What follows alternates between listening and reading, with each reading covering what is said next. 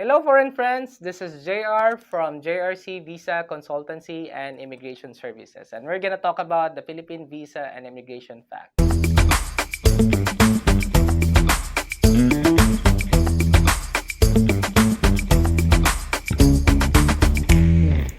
On our previous episode, we have initially talked about the major requirements of the retirement visa, especially if you will be interested of that. The retirement visa or the SRRB will be one of your good option. Why? It is an independent visa that will allow you or give you a permanent residency here in the Philippines. And those are one of the major perks of that visa, apart from if you're coming here in a family, it will also have your dependents below 21 years old and married, and you can also bring in your spouse. But going toward the next set of requirements, one of the major requirements which you should be obtaining from your country of origin is the police clearance with no criminal record. Now, the police clearance can be complied either three options. So if you're from the US, you can actually get it from your county police. You can also get that in the state police. You can also get that in the FBI. Either three will be deemed acceptable as long as it will be authenticated via apostillization. Now, what is apostillization? It's mainly a process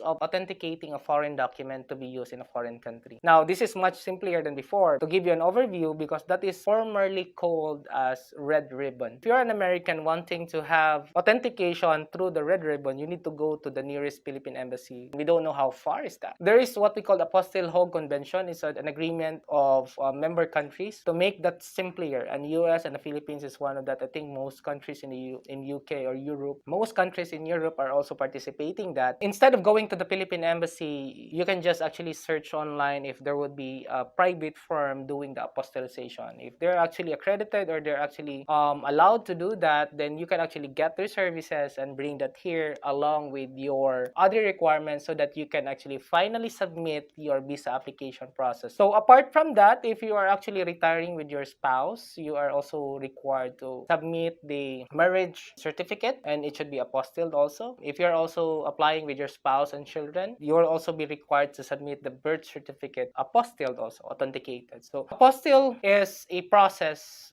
that you can do. It's not something that's impossible. It is possible, and we'll guide you all throughout that. Don't worry about that. We actually hear you out. Been traveling for a couple of months, and we do admit that the Philippines is still developing. There might be a difference between the culture and stuff on how we do things, but that is why we're here. So we're here to do our best to help you with your process, and hopefully that gives value to you. So we do hope that we have provided you some insights or information, but if you need further information, please feel free to contact us. I love the Philippines, buddy. See you around. Like, share, and subscribe. Thank you. Do appreciate it.